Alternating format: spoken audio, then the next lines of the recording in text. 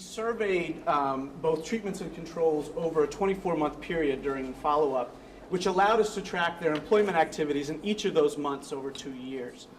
That enables us to show outcomes both rolled up over the entire 2-year period, but also in every month individually, and in that second year of the follow-up. And the reason we do that is the entire follow-up period includes the opportunity cost that comes with training.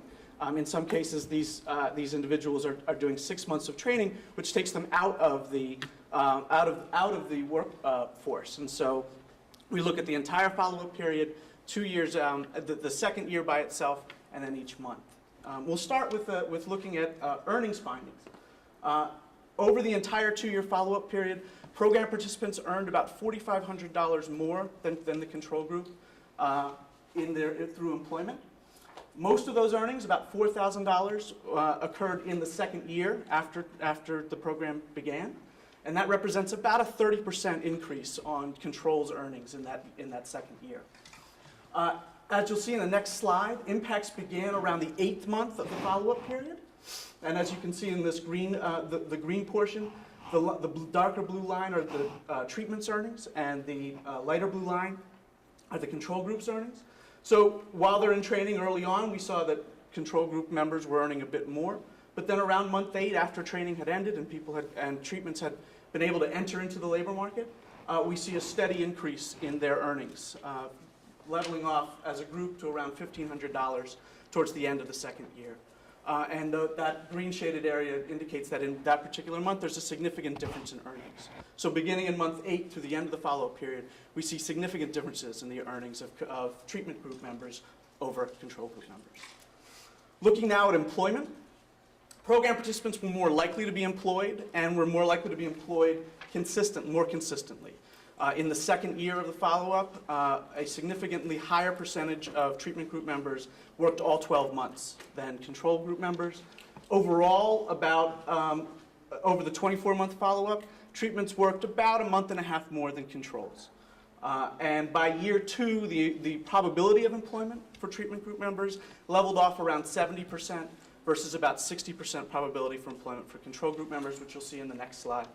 And as you can see, around the same time we see those earnings gains, about month 8, we see a growing significant difference between treatments and controls in their likelihood of working in a particular month, leveling off between about 70 and 75% throughout most of the second year. So 7 and 10 treatments working in a given month versus about 6 and 10 controls. Moving on to the next slide.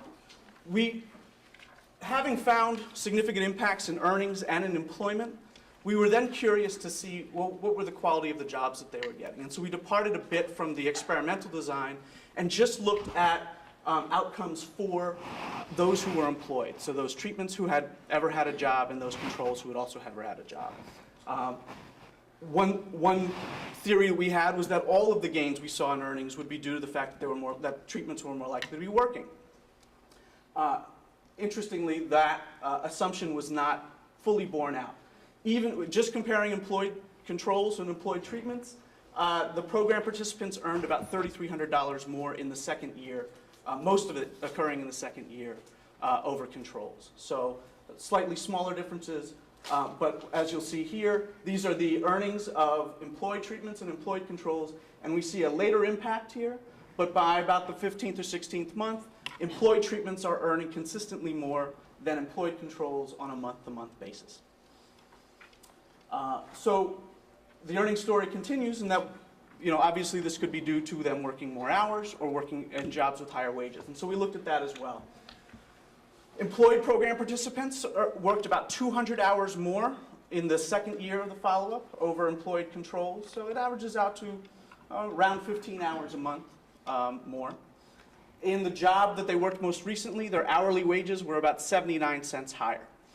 And you'll see it in the next slide in just a second. You'll see a graph that shows the wages of employed treatments and controls over time, and you'll see that there's growth for employed treatments. Looking at benefits, controls worked about a month and a half more than treatments in jobs that offered benefits. And by benefits, we mean they offered medical insurance, paid tuition, paid sick leave, and paid vacation. Moving on to the next slide. These are just wages for employed treatments versus employed controls. And as we can see, around that 16th month mark, treatments average sort of level out between $12 and $12.75 an hour versus employed controls making between $11.50 and $11.75 an hour. So by the end of the second year, there's about a $1 difference in earnings, in hourly earnings for employed treatments over controls. So just to briefly sum up our initial high-level findings, we see significant differences in the earnings over 2 years for the treatment group, for the program participants in these 3 programs. We see an increased likelihood of working. Among those who are working, we see slightly higher hours worked, particularly in the second year, and higher wages, particularly towards the end of the second year. And of course, a significantly higher probability of working in jobs that offer benefits.